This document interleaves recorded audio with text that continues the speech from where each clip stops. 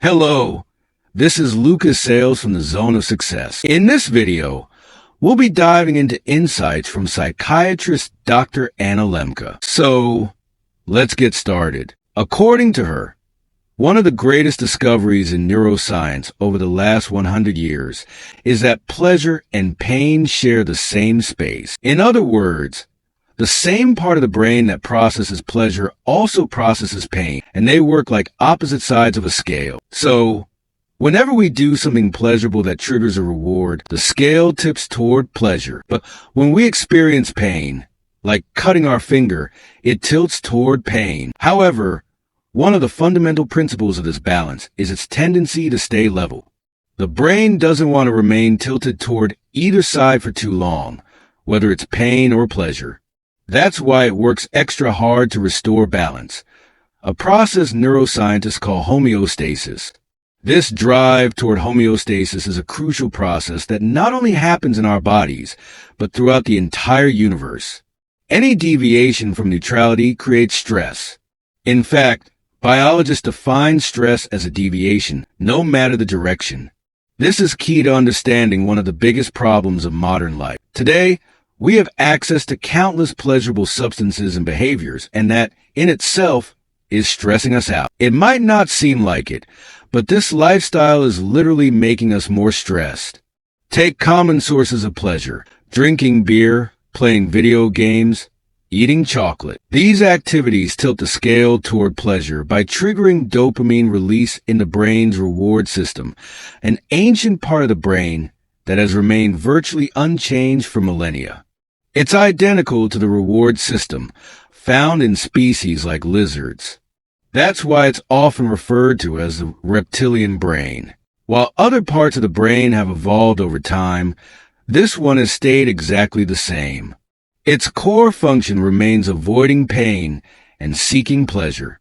But here's the catch. When the brain works to restore balance after a pleasure spike, it doesn't just return to neutral, it overcorrects, tilting the scale toward pain. This is known as the opponent process effect. That's why, after playing video games, you feel the urge to play just one more game, drink just one more beer, or eat just one more piece of chocolate. This craving is a powerful physiological impulse, but if you resist and wait long enough, the urge will fade and homeostasis will be restored. Maintaining homeostasis is essential for a resilient brain. When the system is in balance, it remains sensitive to both pleasure and pain, motivating us to seek pleasure and avoid pain naturally. But what happens when we don't wait? When we immediately grab another beer, eat another piece of chocolate, or spend another hour gaming? This brings us to another key regulator of this balance. Repeated exposure to the same stimulus weakens and shortens the pleasure response, while strengthening and prolonging the pain response. In other words, that extra hour of video games makes the pain side of the scale heavier, forcing the brain to regulate dopamine by reducing receptor availability. This is how the brain adapts to excessive dopamine surges. But the problem is, over time, the opponent process effect grows stronger and longer, keeping the balance tipped toward pain. This creates a vicious cycle, especially in a world filled with hyperstimulating substances and behaviors. Instead of triggering a small dopamine release, these modern stimuli cause massive surges, more than our primitive brain is built to handle. The result?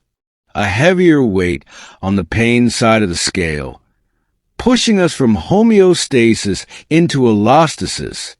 Allostasis happens when the brain struggles to restore balance and instead shifts its baseline to accommodate overstimulation. Now, the pain side of the scale stays permanently heavy. Even if we take a break, it doesn't fully reset. This makes it easier to feel pain and harder to experience pleasure. When this happens, quitting these stimuli leads to withdrawal, with symptoms like anxiety, irritability, insomnia, depression, and intense cravings. That's the real problem. If you look at global rates of depression, anxiety, and suicide, they're rising rapidly. And here's the shocking part.